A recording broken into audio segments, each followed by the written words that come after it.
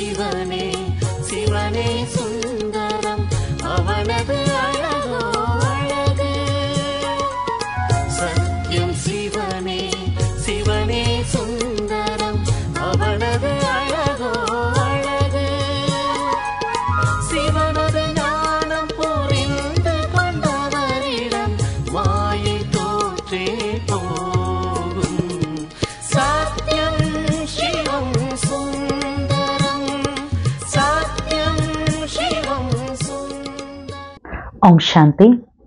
இன்னைக்கு சண்டே அவ்வியக்த பாப்தாதோட மகா வாக்கியங்களை கேட்க போறோம். இன்றைய அவ்வியக்த முரளியில அன்பு கடல் தன்னுடைய நாலாபுறத்துல இருக்கக்கூடிய அன்பான குழந்தைகளை பார்த்து சந்தோஷப்படுறேன்றார்.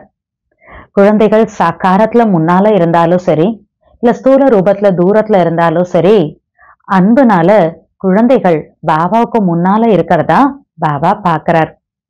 குழந்தைகள் எல்லாருக்குமே கூட பாபா மேல அன்பு இருக்கிறதுனாலதான் பாபாவுக்கு முன்னால வந்திருக்கீங்க அப்படின்றார். மேலும் ஒவ்வொருத்தருடைய உள்ளத்திலையும் மேரா பாபா அப்படிங்கிற இந்த அன்பினுடைய பாடல் ஒலிச்சிட்டு இருந்தது. பாபா சொல்றாங்க, இந்த அன்புதான் தேகம் தேக சம்பந்தங்கள்ல இருந்து நம்மளை விடுபட வைக்குது. இந்த அன்புதான் ரொம்ப சுலபமாக மாயையை வென்றவராகவும் நம்மளை ஆக்குது. எங்க உள்ளத்தின் அன்பு இருக்கோ அங்க மாயா தூரத்துல இருந்தே ஓடி போயிடும்ன்றார். சோ அன்புங்கிற பாடத்துல எல்லா குழந்தைகளுமே பாஸ் ஆயிட்டீங்கன்னு சொல்றார் பாபா. சோ ஒண்ணு அன்பு இருக்கு, ரெண்டாவது சர்வசக்திவான் மூலமாக சர்வ சக்திகளுடைய பொக்கிஷங்களும் குழந்தைகளுக்கு கிடைச்சிருக்கு. சோ பாபா சொல்றாங்க, சக்திகள் அப்படிங்கிறது குழந்தைகளுக்கு ஆஸ்தியாக கிடைச்சிருக்கு. சோ பாப்தாதா ஒவ்வொரு குழந்தைகளுக்குமே சர்வ சக்திகளுமே ஒரே மாதிரிதான் கொடுத்திருக்காரு. ஒருத்தரை சர்வ சக்திவானா ஒருத்தர் சக்திவானாக எல்லாம் ஆக்கல. குழந்தைகள் நீங்க கூட உங்களுடைய சொமான்ல மாஸ்டர் சர்வசக்திவான் அப்படின்னு தானே சொல்லிக்கிறீங்க. சோ அதனால பாபா சொல்றாங்க, எந்த குழந்தைகள் பாப் தாதாவுடைய ஸ்ரீமத்ல ஆயத்தமாய் இருக்கேன் பிரபு, ரெடியா இருக்கேன் பாபா அப்படின்னு எந்த குழந்தைகள் சொல்றாங்களோ அவங்களுக்கு முன்னால சர்வ சக்திகள் கூட வந்தேன் எனது பிரபு அப்படின்னு சொல்லிட்டு முன்னால ஹாஜராகி வந்துருதாமா. சப்போஸ் குழந்தைகள் பாப் தாதாவுடைய ஸ்ரீமத்ல ஆயத்தமாய் இருக்கிறேன் பிரபு, நான் ரெடியா இருக்கேன் பாபா ஹாஞ்சி அப்படின்னு சொல்லிட்டு சொல்லல அப்படின்னா இப்ப சர்வ சக்திகள் கூட வந்தேன் எனது பிரபு அப்படின்னு சொல்றது இல்ல. சப்போஸ் குழந்தைகள் பாபாவுடைய ஸ்ரீமத்ல சில டைம்ல அவருடைய கட்டளை ஏற்று நடந்தா சர்வ சக்திகள் கூட சில நேரத்துல ஆஜராகுங்க அப்படின்னு குழந்தைகள் போடக்கூடிய கட்டளையை சம்டைம்ஸ் ஏத்துக்குது, எப்பயுமே அந்த சக்திகள் ஏற்றுக்கொள்வது இல்லை அப்படின்றார். அடுத்ததான் பாபா சொல்றாங்க, எப்பயுமே சதா சுயஸ்திதியில குழந்தைகள் இருக்கணும். எப்ப ஸ்வஸ்திதி பலவீனமாக வீக் ஆயிடுதோ அப்பதான் பரிஸ்திதி, அதாவது வெளியில இருந்து வரக்கூடிய விஷயங்கள் ஜெயிக்குது. உண்மையில சதா சுயஸ்திதி தான் வெற்றி அடையணும். இப்ப ஸ்வஸ்திதியில நான் இருக்கணும் பவர்ஃபுல்லா அப்படின்னா அதற்கான விதிமுறை பாபா சொல்றாங்க, சதா ஸ்வமான் மற்றும் மரியாதையில சமநிலை இருக்கணும். மரியாதை கொடுக்கறேன் அப்படின்னா கொடுக்கறேன்னு அர்த்தம் கிடையாது, மரியாதை கொடுக்கறது தான் மரியாதையை பெறுவது அப்படின்னு சொல்றார் பாபா. யாரு ஸ்வமாந்தாரி ஆத்மாவா இருக்காங்களோ அவங்க ஈஸியா மரியாதை கொடுக்கக்கூடியவங்களா இருப்பாங்க பாபா. சோ இதுல பாபா உதாரணம் சொல்றாங்க, நீங்க பிரம்மா பாபாவை பார்த்திருக்கீங்கல்ல. பிரம்மா பாபா ஆதி தேவா இருந்த போதும் டிராமால நம்பர் 1 ஆத்மாவா இருந்த போதும் எப்பயுமே குழந்தைகளுக்கு பாபா மரியாதை கொடுத்தாரு. மேலும் மற்றவர்கள் மூலமா கூட ரொம்ப அதிகமான மரியாதையை பாபா குழந்தைகளுக்கு கொடுக்க வச்சார். அதனால ரிசல்ட் என்னாச்சு, குழந்தைகளுடைய உள்ளத்துல பிரம்மா பாபா மரியாதைக்குரியவராக ஆயிட்டார். அதனால மரியாதை கொடுக்கறேன் அப்படின்னா மத்தவங்களுடைய உள்ளத்துல அன்பிற்கான விதையை விதைக்கிறேன்னு அர்த்தம். சோ இப்ப பிரசன்ட் டைம்ல குழந்தைகள் ஒருத்தர் இன்னொருத்தருக்கு மரியாதை கொடுக்க வேண்டிய அவசியம் தேவை இருக்கிறத பாப் தாதா பார்த்தார். அதனால பாபா சொல்றார், யாரு மரியாதை கொடுக்கறாங்களோ அவங்கதான் விதாத்தாவாக தெரிவாங்க. மரியாதை கொடுக்கறவங்க தான் இறைவனுடைய அந்த ஸ்ரீமத் அப்படிங்கிற கட்டளையை ஏற்று நடக்கக்கூடியவர்களா இருப்பாங்க. மேலும் மரியாதை கொடுக்கறவங்க தான் பாபா சொல்றார் ஈஸ்வரிய பரிவாரத்தினுடைய உள்ளத்தினுடைய அன்பாக இருக்கும். அதனால பாபா சொல்றாரு, எந்த ஆத்மாக்களுக்கு மரியாதை கொடுக்கிறோமோ அந்த ஆத்மாக்கள் மூலமா உள்ளத்தினுடைய ஆசீர்வாதங்கள் உங்களுக்கு கிடைக்கும். அந்த ஆசீர்வாதங்களுடைய களஞ்சியம் ரொம்ப ஈஸியா ஆட்டோமேட்டிக்கா அந்த சுயமரியாதையில ஸ்வமான்ல நிலைக்க வச்சிடுமா. அதனால பாப்தாதா சதா மரியாதை வழங்கும் வள்ளல் ஆகுங்கள் அப்படின்னு நாலாபுறத்துல இருக்கக்கூடிய குழந்தைகளுக்கு இன்னைக்கு விசேஷமாக அண்டர்லைன் பண்ணி இன்னைக்கு பாபா இஷாரா கொடுக்கிறார். அப்புறமா பாபா இன்னைக்கு முரளியில ஃபரிஷ்தாசோ தேவதா ஆகுங்க அப்படிங்கிற ட்ரில் பண்ண வைக்கிறார். மேலும் பாபா இன்னைக்கு முரளியில சொல்றாங்க, 8-10 மெகா ப்ரோக்ராம்லாம் பண்ணிருக்கீங்கன்னு சொல்றீங்க, ஆனா மெகா ப்ரோக்ராம்கான ரிசல்ட் எனக்கு வேணும். ஒவ்வொரு மெகா ப்ரோக்ராம் பண்றப்பையும் உங்க இடத்துல புகார் யாரெல்லாம் பண்ணணும்னு நினைக்கிறாங்களோ பாபா எனக்கு தெரியாதுன்னு அந்த புகார்லாம் முடிவடைய வைக்கிறீங்க. ஏன்னா மீடியா, போஸ்டர், ஹோர்டிங் எல்லாம் பண்றீங்க, ஓகே. ஆனா பாபா சொல்றாங்க, ஒவ்வொரு மெகா ப்ரோக்ராம்க்கு எவ்வளவு சக்தி பயன்படுத்தியிருப்பீங்க, எவ்வளவு செல்வத்தை நீங்க ஈடுபடுத்தியிருப்பீங்க. அப்ப அதற்கான ரிசல்ட் குறைஞ்சதிலும் குறைஞ்சது 108 மாணவர்களாவது ரெடி ஆயிருக்கணும்ல அப்படின்றார் பாபா. கம்மியிலும் கம்மி. சோ எங்கெல்லாம் மெகா ப்ரோக்ராம் பண்ணீங்களோ இதற்கான ரிசல்ட் எனக்கு நீங்க கொடுங்க அப்படின்னும் பாபா கேட்கிறார். சோ வாங்க டீட்டெயிலான விஷயங்களை இன்னைக்கு முரளியில கேட்கலாம். ஓம் சாந்தி. இன்றைய அவ்யக்த முரளி தேதி 23/3/2025. அவ்யக்த பாப்தாதா ரிவைஸ் டேட் 2/11/2004. மதுபன். முரளியினுடைய தலைப்பு சுய உபகாரி ஆகி அபகாரியின் மீதும் உபகாரம் செய்யுங்கள். சர்வசக்தி சர்வகுண சம்பன்னமாக மரியாதை வழங்கும் வள்ளலாக ஆகுங்கள். இன்று அன்பு கடல் தன்னுடைய நாலாபுறங்களிலும் உள்ள அன்பான குழந்தைகளை பார்த்து மகிழ்ச்சி அடைந்து கொண்டிருக்கிறார். சாகார ரூபத்தில் முன்னால் இருந்தாலும் சரி, ஸ்தூல ரூபத்தில் தொலைவில் அமர்ந்திருந்தாலும் சரி, ஆனால் அன்பானது அனைவரையும் தந்தைக்கு அருகாமையில் அமர்ந்திருப்பதாக அனுபவம் செய்வித்துக் கொண்டிருக்கிறது. பாபாவுக்கு முன்னால மதுபன்ல டைமண்ட் ஹால்ல முன்னால உட்கார்ந்துருந்தாலும் சரி, இந்த பிசிக்கலா ரொம்ப தூரத்துல உட்கார்ந்துட்டு இருந்தா கூட அந்த அன்பை என்ன பண்ணுதான், குழந்தைகள் பாபாவுக்கு முன்னால உட்கார்ந்து இருக்கிற மாதிரி தான் அனுபவம் பண்ண வைக்குது. ஒவ்வொரு குழந்தையின் அன்பு தந்தையை அருகாமையில் அனுபவம் செய்வித்துக் கொண்டிருக்கிறது. குழந்தைகள் எங்க இருந்தாலும் பாபா எனக்கு முன்னால இருக்கார் அப்படிங்கிற அந்த எக்ஸ்பீரியன்ஸ் கிடைக்குது. அதுக்கு ஆதாரம் அன்புதான் அப்படின்றார். குழந்தைகளாகிய நீங்கள் அனைவரும் கூட தந்தையின் மீதுள்ள அன்பினால் முன்னால் வந்திருக்கிறீர்கள். ஒவ்வொரு குழந்தையின் உள்ளத்திலும் பாப் தாதாவின் அன்பு நிறைந்திருப்பதை பாப் தாதா பார்த்தார். ஒவ்வொருவரின் உள்ளத்திலும் என்னுடைய பாபா என்ற இந்த அன்பின் பாடல் ஒலித்துக் கொண்டிருந்தது. அன்புதான் இந்த தேகம் மற்றும் தேகத்தின் சம்பந்தங்களிலிருந்து விடுபட்டவராக ஆக்கிக் கொண்டிருந்தது. அன்புதான் மாயாவை வென்றவராகவும் ஆக்கிக் கொண்டிருந்தது. எங்கே உள்ளத்தின் அன்பு உள்ளதோ அங்கே மாயா தொலைவில் இருந்தே ஓடிவிடுகின்றது. அன்பின் பாடத்தில் அனைத்து குழந்தைகளும் தேர்ச்சி பெற்று இருக்கிறீர்கள். ஒன்று அன்பு உள்ளது, இரண்டாவது சர்வசக்திவான் தந்தை மூலம் சர்வ சக்திகள் என்ற பொக்கிஷம் உள்ளது. இன்று பாப் தாதா ஒரு புறம் அன்பை பார்த்து கொண்டிருக்கிறார், மறுபுறம் சக்தி சேனையின் சக்திகளை பார்த்து கொண்டிருக்கிறார். எந்தளவு அன்பு நிறைந்திருக்கின்றதோ அந்த அளவு சர்வ சக்திகளும் நிறைந்திருக்கின்றனவா? பாப் தாதா அனைத்து குழந்தைகளுக்கும் ஒன்று போலவே சர்வ சக்திகள் கொடுத்திருக்கிறார். மாஸ்டர் சர்வ சக்திவானாக ஆக்கியிருக்கிறார். சிலரை சர்வ சக்திவான்களாகவும் சிலரை சக்திவான்களாகவும் ஆக்கவில்லை. நீங்கள் அனைவரும் கூட மாஸ்டர் சர்வ சக்திவான் என்பது தன்னுடைய ஸ்வமானம் என்று கூறுகிறீர்கள். பாப் தாதா நாலாபுறங்களிலும் உள்ள குழந்தைகளிடம் கேட்கிறார், ஒவ்வொருவரும் தன்னிடத்தில் சர்வ சக்திகளின் அனுபவம் செய்கிறீர்களா? சதா சர்வ சக்திகள் மீது அதிகாரம் உள்ளதா? சர்வ சக்திகள் பாப் தாதாவினுடைய ஆஸ்தியாகும். எனவே தன்னுடைய ஆஸ்தியின் மீது அதிகாரம் உள்ளதா? அதிகாரம்? அதாவது பாபா என்ன சொல்ல வர்றாருன்னா, பாப் தாதா என்ன பண்ணியிருக்காராம், எல்லா குழந்தைகளுக்கும் ஒரே மாதிரி சக்திகளை கொடுத்திருக்காரு. ஸோ ஒருத்தர் கம்மியா அதிகமாலாம் கொடுக்கல.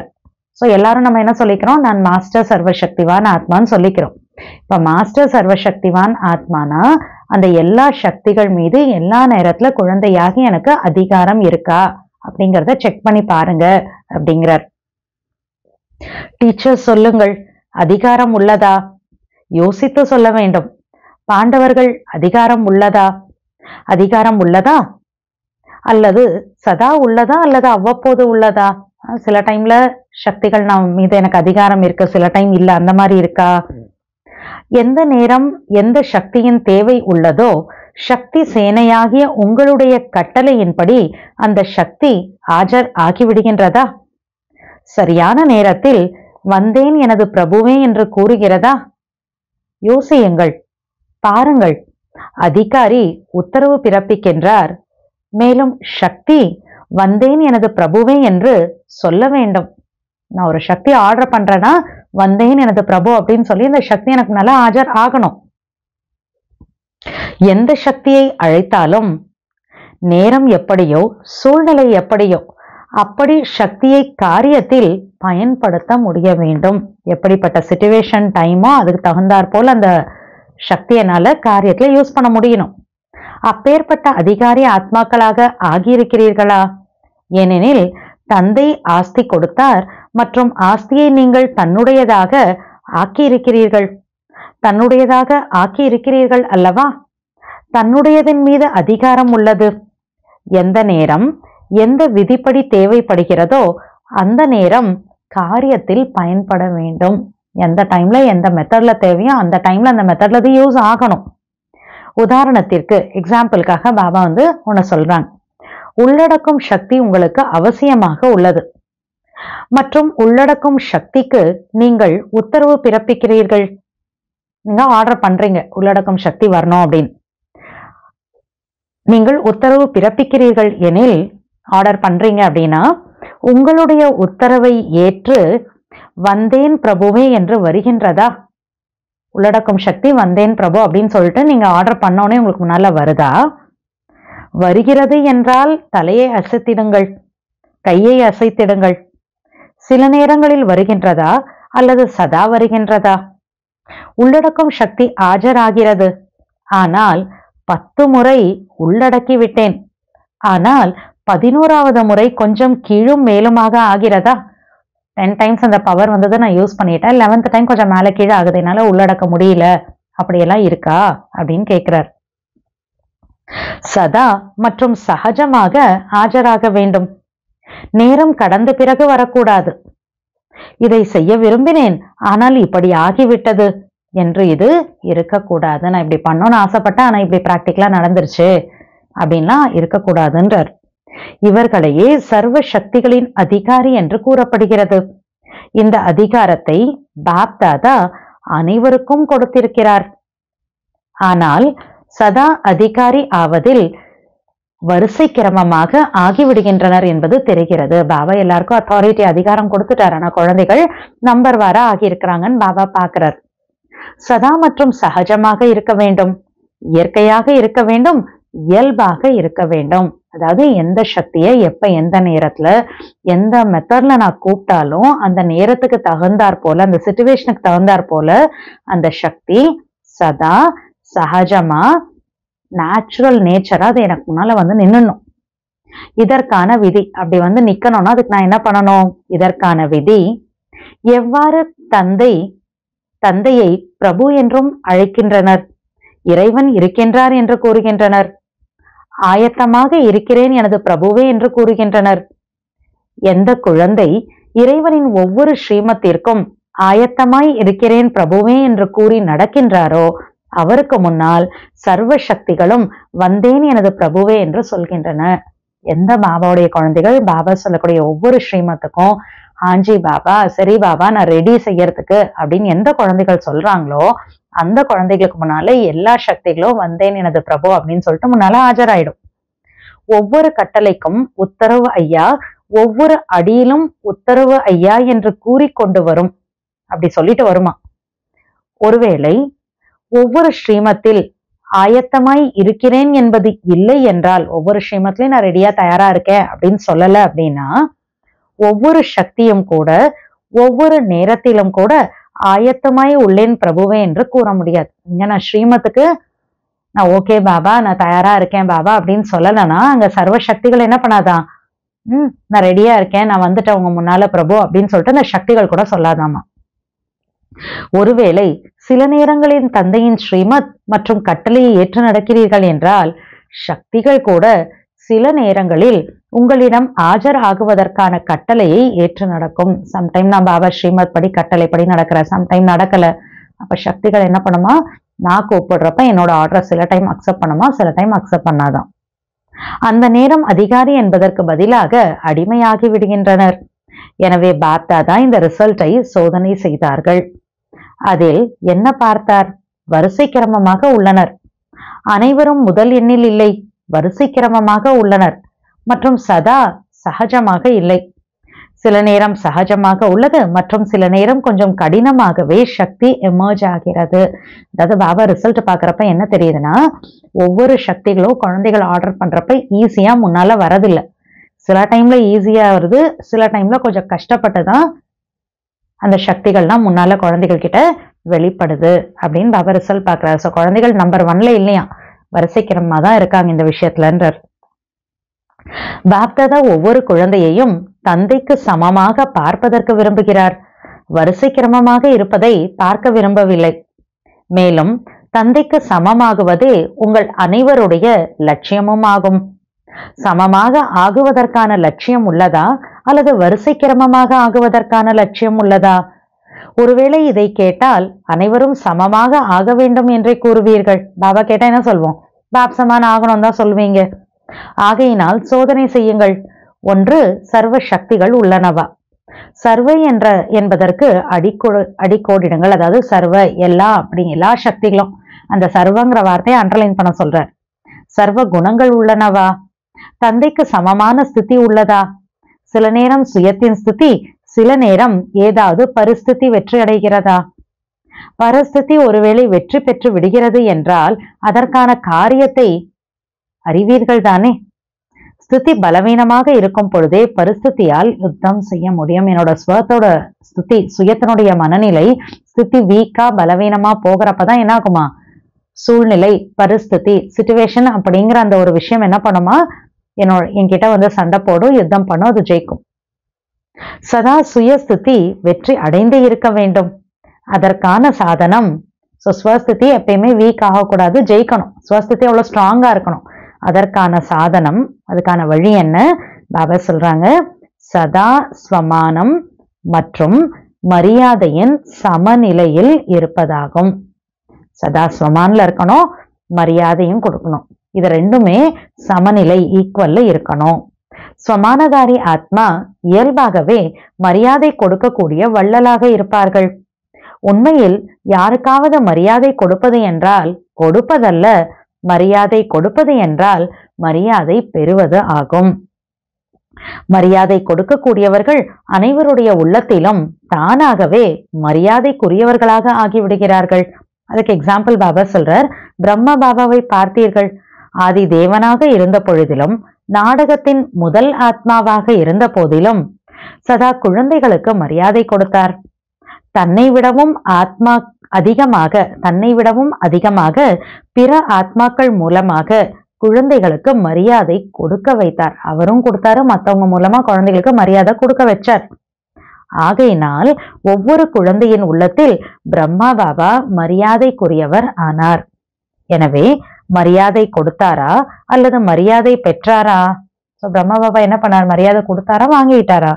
மரியாதை கொடுப்பது என்றால் பிறருடைய உள்ளத்தில் உள்ளபூர்வமான அன்பின் விதையை விதைப்பதாகும். ஒருத்தங்களுக்கு நான் ரெஸ்பெக்ட் கொடுக்கறேன் அப்படின்னா அவங்களுடைய மனசுல உள்ளத்துல அன்புங்கிற அந்த விதைய நான் விதைக்கிறேன்னு அர்த்தம்.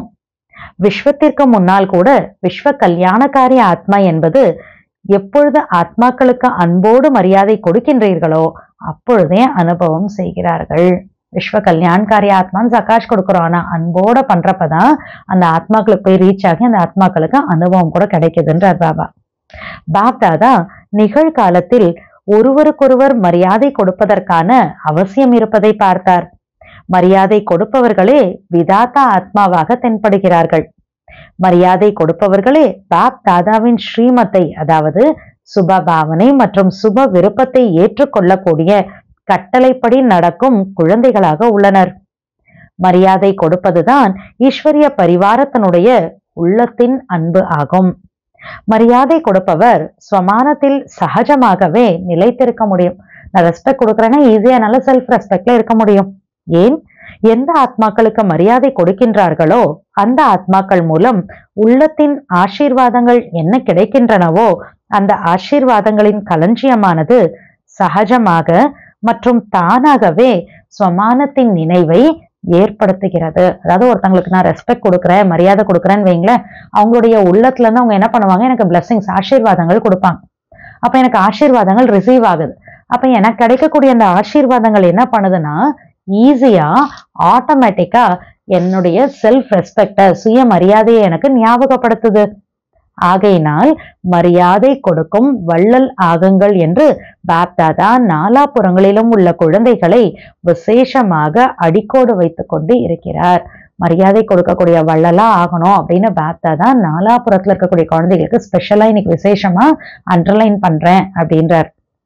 பாப்தாதாவிடம் எந்த ஒரு குழந்தையும் எந்த நிலையில் வந்தாலும், நம்ம நல்லா கேட்கலாம், பாப்தாதாவிடம் எந்த ஒரு குழந்தையும் எந்த நிலையில் வந்தாலும், பலவீனமாக வந்தாலும், சம்ஸ்காரத்திற்கு வசமாகி வந்தாலும், பாவங்களின் சுமையை எடுத்துக்கொண்டு வந்தாலும், கடினமான சம்ஸ்காரத்தை எடுத்துக்கொண்டு வந்தாலும், பாப்தாதா ஒவ்வொரு குழந்தையையும் எந்த பார்வையோடு பார்த்தார்கள்?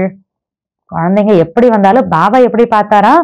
என்னுடைய வெகு காலத்திற்கு பிறகு தேடி கண்டெடுக்கப்பட்ட செல்லமான குழந்தை, என்னுடைய வெகு காலத்திற்கு பிறகு தேடி கண்டெடுக்கப்பட்ட செல்லமான குழந்தை, ஈஸ்வரிய பரிவாரத்தை சேர்ந்த குழந்தை என்ற பார்வையில் பார்த்தார். ஆக மரியாதை கொடுத்தார்கள் மற்றும் நீங்கள் ஸ்வமானதாரி ஆகிவிட்டீர்கள். பாபா நமக்கு மரியாதை கொடுத்தாரு, நம்ம செல்ஃப் ரெஸ்பெக்ட்ல இருந்துட்டோம், ஸ்வமானதாரி ஆயிட்டோம். எனவே தந்தையை பின்பற்றுங்கள். பாபா ரெஸ்பெக்ட் கொடுத்தாரு, நான் ஸ்வமானதாரியா ஆக்கிட்டாரு. இப்ப இதே மாதிரி என்ன பண்ணோம், நானும் மற்றவங்களுக்கு மரியாதை கொடுத்தா அவங்களையும் ஸ்வமானதாரியா ஆக்கணும். ஸோ ஃபாலோ ஃபாதர், தந்தையை பின்பற்றுங்கள். ஒருவேளை சகஜமாக சர்வ குணங்களிலும் சம்பன்னமாக ஆக வேண்டும் என விரும்பினால் மரியாதை கொடுக்கும் வள்ளல் ஆகுங்கள். சர்வ குணங்களில் சம்பன்னமாக வேண்டும் என விரும்பினால் மரியாதை கொடுக்கும் வள்ளல் ஆகுங்கள். புரிந்ததா? சகஜம்தானே? இது சுலபமானதா அல்லது கடினமானதா? டீச்சர்ஸ் என்ன நினைக்கிறீர்கள்? சுலபமானதா? சிலருக்கு கொடுப்பது சகஜமாக உள்ளது, சிலருக்கு கடினமாக உள்ளதா, அல்லது கொடுப்பது அனைவருக்கும் சகஜமாக உள்ளதா? சில பேருக்கு ரெஸ்பெக்ட் ரொம்ப பிடிக்கும்னு வைங்களேன், ரெஸ்பெக்ட் கொடுக்கறது ஈஸியா இருக்கும். சில பேர் பிடிக்காதுன்னா உங்களுக்கு மரியாதை கொடுக்கறது கஷ்டமா இருக்கும். ஸோ பாபா என்ன கேட்கிறாருன்னா, சில பேர் கொடுக்கறது கஷ்டமா, சில பேருக்கு கொடுக்கறது ஈஸியா அப்படியெல்லாம் தோணுதா என்ன? எல்லாருக்கும் கொடுக்கறது ஈஸியா இருக்கா அப்படின்னு கேட்கிறார். உங்களுடைய பட்டம், பாபா சொல்றாங்க, உங்களுடைய டைட்டில் என்ன? சர்வ உபகாரி என்பதாகும். அதாவது அபகாரம் செய்பவர்களுக்கும் உபகாரம் செய்பவர்கள். எனவே சோதனை செய்யுங்கள்.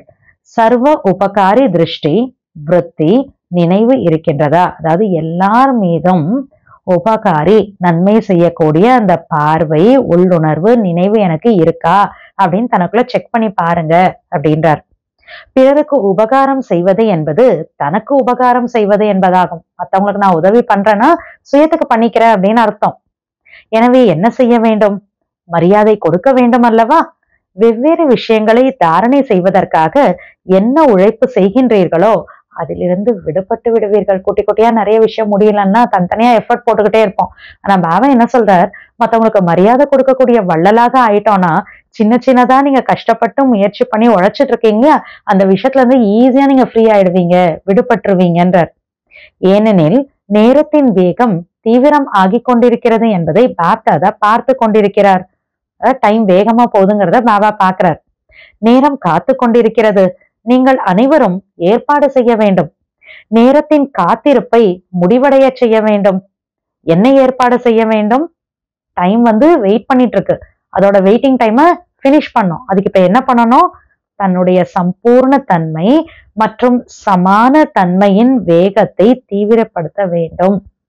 நான் என்னுடைய சமமான நிலை, சம்பூர்ண தன்மை, இதை ரொம்ப சீக்கிரமா இப்ப நான் அந்த நிலையை கொண்டு வரணும் எனக்குள்ள. செய்து கொண்டு இருக்கிறேன் என்று இப்படி இருக்கக்கூடாது. பண்ணிட்டு தானே இருக்கேன், பாபா நான் செஞ்சு தானே இருக்கேன் அப்படிலாம் இருக்கக்கூடாது. பாபா சொல்றார், தீவிர வேகத்தில் உள்ளதா என்று தீவிர கதியை சோதனை செய்யுங்கள். ஃபாஸ்டா என்ன பண்ணும், எனக்குள்ள அந்த சமமான தன்மை, சம்பூர்ண தன்மை, இது ரெண்டத்தையும் வேகமா நான் கொண்டு வரணும். அவ்வளவு ஃபாஸ்டான அந்த ஒரு ஸ்பீட் எனக்குள்ள இருக்கா அப்படிங்கிறத நான் எனக்குள்ளார செக் பண்ணி பார்க்கணும். மற்றபடி அன்போடு புது புது குழந்தைகளும் வந்திருக்கிறார்கள். பாப்தாதா புது புது குழந்தைகளை பார்த்து மகிழ்ச்சி அடைகிறார். யார் முதல் முறையாக வந்திருக்கிறீர்களோ அவர்கள் கை உயர்த்துங்கள். நிறைய பேர் உள்ளனர். தந்தை வீட்டிற்கு, தன்னுடைய வீட்டிற்கு வந்திருக்கிறீர்கள், வாழ்த்துக்கள். உங்க வீட்டுக்கு, அப்பா வீட்டுக்கு வந்திருக்கீங்க, சோ வாழ்த்துக்கள் அப்படின்றார். நல்லது. சேவைக்கான முறை கர்நாடகத்தினுடையது. கர்நாடகத்தினர் எழுந்திருங்கள். சேவையினுடைய பொன்னான வாய்ப்பிற்கான வாழ்த்துக்கள். பாருங்கள், சேவைக்கான முதல் நம்பரை பெற்றிருக்கிறீர்கள் என்றால் முதல் நம்பரிலேயே இருக்க வேண்டும் அல்லவா? அதாவது அந்த சீசனுடைய, இது நவம்பர் முறையிலேயே அந்த சீசன்ல ஃபர்ஸ்ட் டர்னா இருந்திருக்கும் இது. அப்ப பாபா சொல்றாரு, அப்ப ஃபர்ஸ்ட் டர்ன்ல சேவைக்கான சான்ஸ் உங்களுக்கு கிடைச்சிருக்குன்னா எப்பயுமே எல்லாத்துலயும் ஃபர்ஸ்ட் நம்பர்லயே இருக்கணும் இல்லையா அப்படின்றார். முயற்சியில் வெற்றியாளர் ஆகுவதில் அனைத்திலும் முதல் நம்பர் பெறக்கூடியவர்கள்.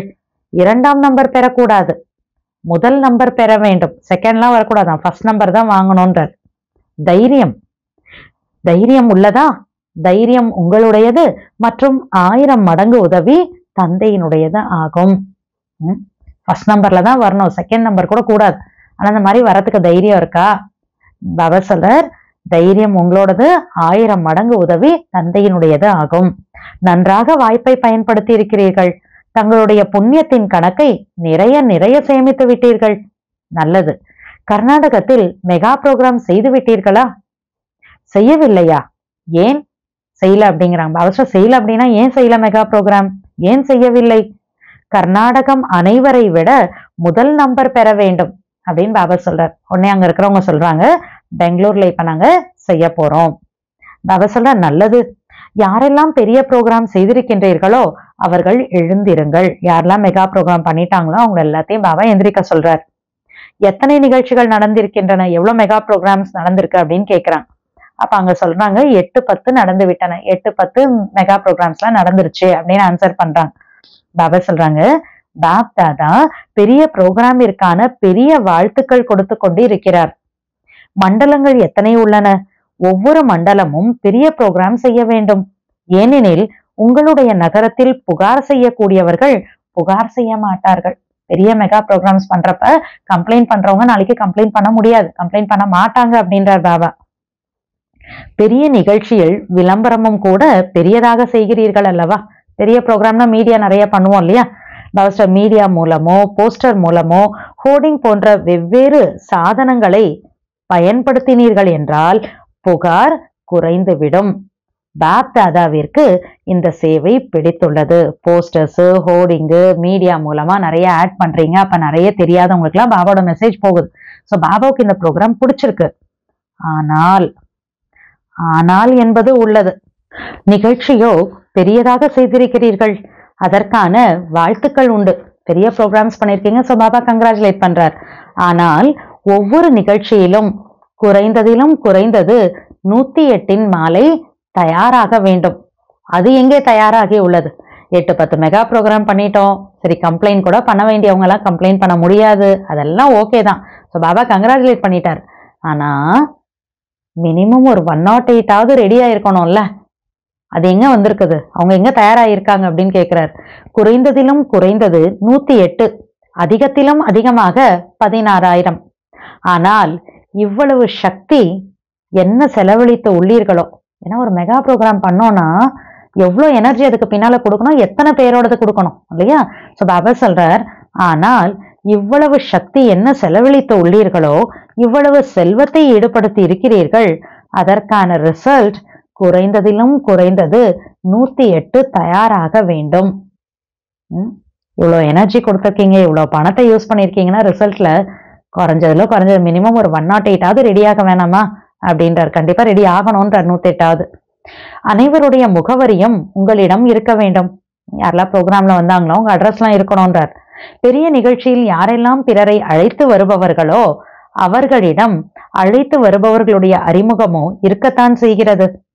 அவர்களை மீண்டும் அருகாமையில் கொண்டு வர வேண்டும். நாங்கள் செய்துவிட்டோம் என்பது கூடாது. ஒரு ப்ரோக்ராம்க்கு ஒருத்தங்களை கூப்பிடுறாங்கன்னா யார் போய் ஒருத்தங்களை கூப்பிடுறாங்களோ அவங்களோட இன்ட்ரோடக்ஷன் இவங்களுக்கு தெரியும் இல்லையா? ஸோ எதை நான் கூட்டிட்டு வந்துட்டேன், ப்ரோக்ராம் கூப்பிட்டேன், அவங்க வந்தாங்க போயிட்டாங்க அவ்வளவுதான் அப்படின்னு இருக்கக்கூடாதுன்றார் பாபா. நீங்க ஒருத்தங்களை கூப்பிட்டீங்க அப்படின்னா அவங்க ப்ரோக்ராம்க்கு வந்தாங்கன்னா வந்து போனதுக்கு அப்புறமா கூட அவங்க பாபாவை இன்னும் பக்கத்துல அவங்கள கூட்டிட்டு வர்றதுக்கு என்ன பண்ணணும், நான் என்ன செய்யணுமோ அதை செய்யணும். ஏன்னா அவங்கள நான் தான் கூப்பிட்டேன், அவங்களோட இன்ட்ரோடக்ஷன் எனக்கு தெரியும் இல்லையா அப்படின்றார் பாபா.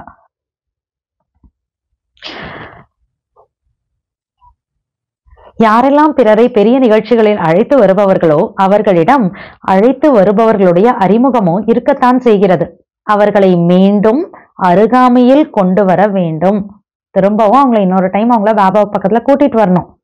நாங்கள் செய்து விட்டோம் என்பது கூடாது. நான் ஏதோ கொடுத்துட்டேன் அவ்வளவுதான் முடிஞ்சிச்சு இல்லையா? அப்படி கிடையாது. நாங்கள் செய்து விட்டோம் என்பது கூடாது. ஆனால் என்ன காரியம் செய்யப்படுகிறது என்றால் அதற்கான பலனும் கிடைக்க வேண்டும் அல்லவா? ஒரு வேலை பண்றேன்னா அதுக்கான ரிசல்ட் கிடைக்கணும்ல. எனவே ஒவ்வொரு பெரிய நிகழ்ச்சி செய்தவர்களும் இந்த ரிசல்ட் பாப்தாதாவிற்கு கொடுக்க வேண்டும். எத்தனை பேர் நிகழ்ச்சியில வந்தாங்க, மறுபடி திருப்பி ஃபாலோ பண்ணி பாபா பக்கத்துல எவ்வளவு தூரம் வந்திருக்காங்க, 108 பேர் தயாரானாங்களா, இந்த ரிசல்ட் எல்லாம் மெகா ப்ரோக்ராம் பண்ணவங்க எனக்கு கொடுக்கணும்ன்றார். அவர்கள் வெவ்வேறு சென்டருக்கு செல்பவர்களாக இருக்கட்டும், அவர்கள் எந்த நகரத்தை சேர்ந்தவர்களோ அவர்கள் அங்கே செல்லட்டும், ஆனால் ரிசல்ட் இருக்க வேண்டும். 108 எல்லாம் இங்கதான் வரணும் அப்படியெல்லாம் கிடையாது. எங்க வேணா அவங்க இடத்துக்கு போட்டோம், ஆனா ரிசல்ட் இருக்கணும். சரிதானே? முடியும் அல்லவா? கொஞ்சம் கவனம் கொடுத்தால் வெளிப்பட்டு விடுவார்கள். 108 என்பது ஒன்றுமே இல்லை. ஆனால் பாப்தாதா ரிசல்ட்டை பார்ப்பதற்கு விரும்புகிறார். குறைந்ததிலும் குறைந்த மாணவர்கள் உருவாக வேண்டும். 108 என்னது? ஸ்டூடெண்ட்ஸ் ரெடி ஆகணும்ன்றார். இவ்வளவு பெரிய மெகா ப்ரோக்ராம் பண்ணீங்கன்னா 108 ஸ்டூடெண்ட்ஸாவது ரெடி ஆகணும்ல. அந்த 108 ஸ்டூடெண்ட்ஸ் வெவ்வேறு சென்டர்ல வெவ்வேறு இடத்துல ஊர்ல இருந்தா பரவாயில்ல. ஆனா 108 ஒண்ணுமே இல்லைன்றார் பாபா. மினிமம் அத்தனை ஸ்டூடெண்ட்ஸாவது ரெடி ஆகணும் இல்லையா? ஸ்டூடெண்டா ஆகணும், தயாராகணும்ன்றார். சகயோகம் செய்வதற்கு முன்னால் வர வேண்டும். பாபாவுக்கு ஹெல்ப் பண்றதுக்கு முன்னால வரணும். யார் யார் எத்தனை பேரை உருவாக்கி இருக்கிறார்கள் அந்த ரிசல்ட்டை பாப்தாதா இந்த சீசனில் பார்க்க விரும்புகிறார். சரிதானே பாண்டவர்கள்? சரியா? பார்க்கலாம். நம்பர் 1 யார் என்று. எத்தனை பேரை வேண்டுமானாலும் உருவாக்குங்கள், ஆனால் கண்டிப்பாக உருவாக்குங்கள். என்ன நடக்கிறது என்றால் புரோகிராம் நடந்து விடுகிறது, ஆனால் அவர்களை பின்தொடர்தலில் ஃபாலோ அப்பில் கவனம் கொஞ்சம் குறைவாகி விடுகிறது. அதான் பாபா ஸ்டார் கூப்பிட்டீங்க, ப்ரோக்ராம்க்கு வந்தாங்க, முடிஞ்சு போச்சு, ப்ரோக்ராம் நல்லா நடந்துருச்சு. ஆனா ப்ரோக்ராம் முடிஞ்ச உடனே ஃபாலோ அப் பண்ணி அவங்கள சென்டருக்கு கூப்பிடணும், கோர்ஸ் எடுக்க வைக்கணும், இல்ல வேற ஏதாவது ஒரு விதத்துல பாபாவுக்கு பக்கத்துல வரணும், செய்யோ கொடுக்க வைக்கணும், இதெல்லாம் இருக்கு இல்லையா? ஸோ அவங்கள ஃபாலோ அப் பண்றதுல அட்டென்ஷன் கவனம் குழந்தைகள் கொஞ்சம் கம்மியா கொடுக்குறீங்கன்றார் பாபா. ஆனால் உருவாக்குவது ஒன்றும் கடினம் அல்ல. ஸ்டூடெண்டா அவங்கள பாபாவுக்கு பக்கத்துல கூட்டிட்டு ரெடி ஆக்குறது ஒன்றும் கஷ்டம் இல்லைன்றார் பாபா. மற்றபடி பாப்தாதா குழந்தைகளுடைய தைரியத்தை பார்த்து மகிழ்ச்சி அடைகிறார். தைரியம் வச்சு பண்றீங்க, பாபா சந்தோஷப்படுறார். நல்லது நல்லது. இப்பொழுது அனைவரும் ஒரு நொடியில், ஒரு நொடி, ஒரு நிமிடம் அல்ல, ஒரு நொடியில் நான் ஃபரிஷ்தா சோ தேவதா இந்த மனதின் ட்ரில்லை நொடியில் அனுபவம் செய்யுங்கள். இப்படிப்பட்ட ட்ரில்லை ஒரு நாளில் ஒரு நொடியில் அடிக்கடி செய்யுங்கள். நான் ஃபரிஷ்தா சோ தேவதா அப்படிங்கிற மாதிரியான ட்ரில் எல்லாம் ஒரு நாள்ல ஒரு செகண்ட்ல அடிக்கடி பண்ணுங்க. எவ்வாறு சரீரத்திற்கான ட்ரில், அதாவது எக்ஸசைஸ் சரீரத்தை சக்திசாலியாக ஆக்குகிறதோ அதுபோல் இந்த மனதின் ட்ரில் மனதை சக்திசாலியாக ஆக்க வல்லதாகும். எக்ஸசைஸ் பிசிக்கல் பாடி ஹெல்தி ஆக்குது. பாபா சொல்லக்கூடிய இந்த ட்ரில் என்ன பண்ணுது? ஆத்மாவுக்கான ட்ரில். பாபா சொல்ல நம்மளுடைய மனசை ரொம்ப பவர்ஃபுல்லா ஆக்குது. நான் ஃபரிஷ்தா, இந்த பழைய உலகம், பழைய தேகம், பழைய தேகத்தின் சன்ஸ்காரங்களிலிருந்து விடுபட்ட ஃபரிஷ்தா ஆத்மா ஆவேன். நல்லது. நாலாபுறங்களிலும் உள்ள மிகவும் அன்பான சதா அன்பு கடலில் மூழ்கி இருக்கும் ஆத்மாக்களுக்கு, சதா சர்வ சக்திகளின் அதிகாரியான சிரேஷ்ட ஆத்மாக்களுக்கு, சதா தந்தைக்கு சமமாக ஆகக்கூடிய தந்தையினுடைய அன்பான ஆத்மாக்களுக்கு சதா ஸ்வமானத்தில் இருக்கக்கூடிய ஒவ்வொரு ஆத்மாவிற்கும் மரியாதை கொடுக்கக்கூடிய, அனைவரின் மரியாதைக்குரியவராக ஆகக்கூடிய ஆத்மாக்களுக்கு, சதா சர்வ உபகாரி ஆத்மாக்களுக்கு பாப் தாதாவினுடைய உள்ளத்தின் அன்பு நினைவுகள் மற்றும் உள்ளத்தின் ஆசீர்வாதங்கள் ஸ்வீகாரம் ஆகட்டும். மேலும் கூடவே விஸ்வத்தின் எஜமானரான ஆத்மாக்களுக்கும் நமஸ்காரம். பாப் தாதா பிரமா தாதிஜி கிட்ட மீட் பண்றாங்க, பேசுறாங்க. தாதிஜி அவர்களுடன் மரியாதை கொடுப்பதில் முதல் நம்பரில் தேர்ச்சி அடைந்துள்ளீர்கள். தாதிஜிய பாபா சொல்றார், மரியாதை கொடுக்கறதுல நம்பர் 1 பாஸ் ஆயிருக்கீங்க அப்படின்னு பாப் தாதா சொல்றாங்க. நன்றாக உள்ளது. அனைத்து தாதிகளினால் மதுபனத்திற்கு அழகு. அங்க சபையில இருக்கக்கூடிய எல்லாரையும் பார்த்து பாபா சொல்றார், அனைவருக்கும் இந்த தாதிகளுடைய அழகு நன்றாக இருக்கின்றது அல்லவா?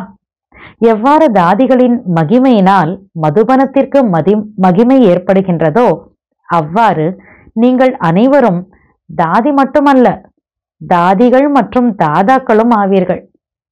தாதிஸ் மட்டும் இல்லையா, பாபா சபையை பார்த்து எல்லாரையும் பார்த்து என்ன சொல்றார், நீங்க கூட தாதிகளும் தாதாக்களும் ஆவீர்கள்னு எல்லாரையும் பார்த்து பாபா சொல்றார். எனவே அனைத்து தாதிகள் மற்றும் அனைத்து தாதாக்கள் அனைவரும் எங்கு இருக்கின்றீர்களோ அந்த இடத்தின் அழகு ஆவீர்கள் என்ற இந்த சிந்தனை இருக்க வேண்டும், செய்ய வேண்டும். எப்படி மதுபனோட மகிமை எப்படி இருக்கான், தாதிஸ்க்கு மகிமை இருக்கிறதுனால மதுபனுக்கும் மகிமை இருக்கான். தாதிகளுடைய அழகுனால மதுபன் கூட அழகா இருக்கான். அந்த மாதிரி பாபா சொல்றார், தாதி மட்டும் இல்ல, நீங்க இங்க இருக்கக்கூடிய எல்லாருமே தாதிகள் தாதாக்கள், நீங்க எங்கெங்க இருக்கிறீங்களோ அந்த இடத்துக்கு நீங்க அழகா இருக்கீங்க. சோ இந்த நினைவு உங்களுக்கு இருக்கணும், நினைவு இருக்கணும், அந்த மாதிரி செய்யணும், நடந்துக்கணும் அப்படின்றார். எவ்வாறு தாதிகளால் மகிமை உள்ளதோ அவ்வாறு ஒவ்வொரு இடத்தின் அழகு ஆவீர்கள். ஏனென்றால் தாதிக்கு பின்னால் வரும் தாதிகள் ஆவீர்கள். குறைந்தவர்கள் அல்ல, தாதாக்களும் உள்ளனர், தாதிகளும் உள்ளனர். ஆகவே எந்த ஒரு சென்டரிலும் வறட்சி இருக்கக்கூடாது, செழிப்பு இருக்க வேண்டும். நீங்கள் ஒவ்வொருவரும் உலகத்தின் அழகை ஏற்படுத்தக்கூடிய ஆத்மாக்கள் ஆவீர்கள். எவ்வளவு அழகா சமான் கொடுக்கிறார் பாருங்க. நீங்கள் ஒவ்வொருவரும் உலகத்தில் அழகை ஏற்படுத்தக்கூடிய ஆத்மாக்கள் ஆவீர்கள். எனவே நீங்கள் எந்த இடத்தில் இருக்கின்றீர்களோ அது பார்ப்பதற்கு அழகான இடமாக தெரிய வேண்டும். எந்த சென்டர்ல எங்க இருக்கீங்களோ அந்த சென்டர், அந்த இடம் அழகா இருக்கணும் அப்படின்றார் பாபா. சரிதானே? ஏனெனில் அழகுனா பிசிக்கலா சொல்லல, பாபா அந்த ஒரு வாத்தாவரணம் சொல்லிட்டு இருக்கிறார். சரிதானே? ஏனெனில் உலகத்தில் எல்லைக்குட்பட்ட அழகு உள்ளது மற்றும் உங்கள் ஒவ்வொருவரிடமும் எல்லையற்ற அழகு உள்ளது. என்ன அழகு? அத பாபா சொல்றார். சுயம், குஷி, சாந்தி மற்றும் அதீந்திரிய சுகத்தின் அழகோடு இருந்தீர்கள் என்றால், சுயம் அதாவது நான், குஷி, சாந்தி மற்றும் அதீந்திரிய சுகத்தின் அழகோடு இருந்தீர்கள் என்றால் இடத்திலும் கூட அழகு வந்துவிடும். அந்த இடத்துலயும் அமைதி வந்துடும், குஷி வந்துடும், அதீந்திரிய சுகத்தோட வைப்ரேஷன்ஸ் அந்த இடத்துலயும் வந்துடும். ஏனெனில் ஸ்திதியினால் இருப்பிடத்தில் வாயுமண்டலம் பரவுகின்றது. அனைவரும் சோதனை செய்ய வேண்டும். நான் எங்கே இருக்கின்றேனோ அங்கே அழகு உள்ளதா? துயரம் இல்லைதானே? அனைவரும் மகிழ்ச்சியில் நடனமாடி கொண்டு இருக்கிறார்களா?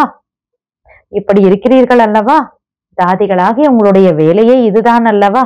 தாதிகள் மற்றும் தாதாக்களை பின்பற்றுங்கள். நல்லது. சோ நான் எங்க இருக்கிறேனோ அங்க எப்படி இருக்கணும்? அந்த இடம் அழகா இருக்கணும். அப்படின்னா அந்த சந்தோஷம், அமைதி, அதீந்திரிய சுகம், இதனுடைய வைப்ரேஷன்ஸ்லாம் நிறைஞ்சதா இருக்கணும். அந்த குஷில டான்ஸ் பண்ணக்கூடிய ஆத்மாவா நான் இருக்கணும்.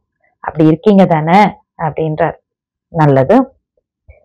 அனைத்து பக்கங்களிலும் அன்பான குழந்தைகள் யாரெல்லாம் பாப் தாதாவை உள்ளத்தில் நினைத்து கொண்டிருக்கிறார்களோ மற்றும் கடிதம், இமெயில் மூலம் நினைவை அனுப்பி இருக்கிறார்களோ அந்த நாலாபுறங்களிலும் உள்ள குழந்தைகளை பாப் தாதா தொலைவில் இருப்பதாக பார்த்து கொண்டிருக்கவில்லை, ஆனால் உள்ளம் எனும் சிம்மாசனத்தில் பார்த்து கொண்டிருக்கிறார்.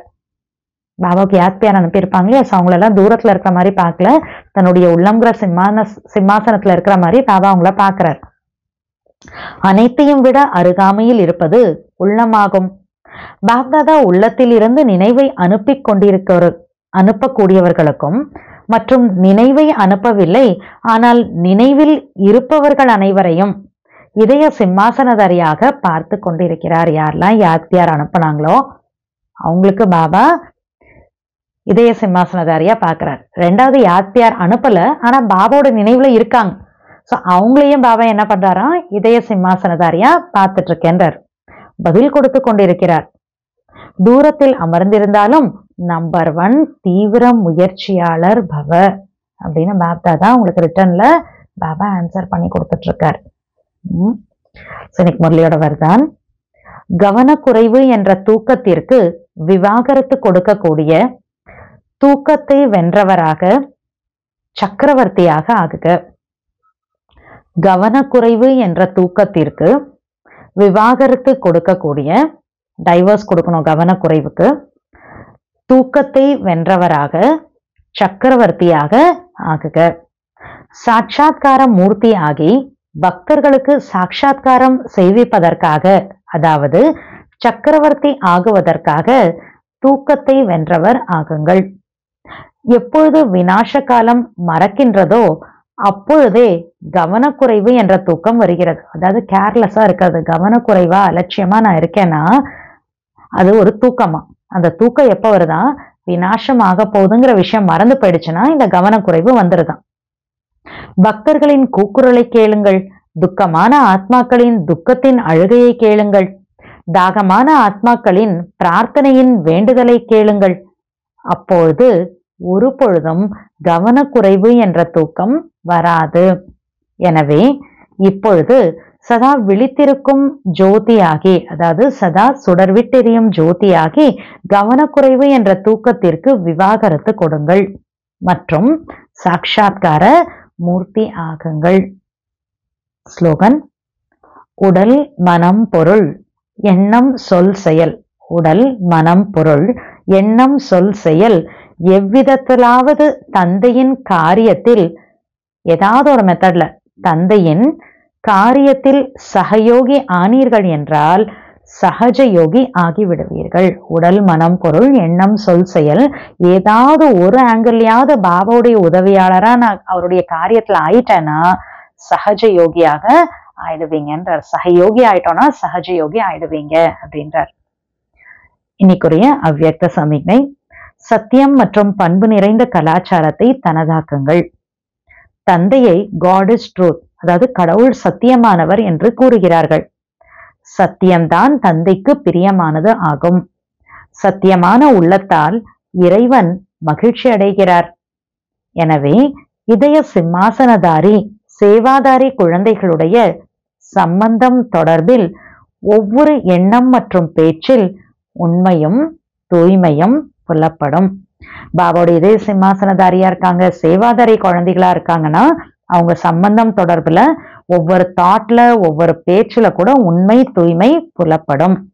அவர்களுடைய ஒவ்வொரு எண்ணம் ஒவ்வொரு வார்த்தை உண்மையாக இருக்கும். ஓம் சாந்தி.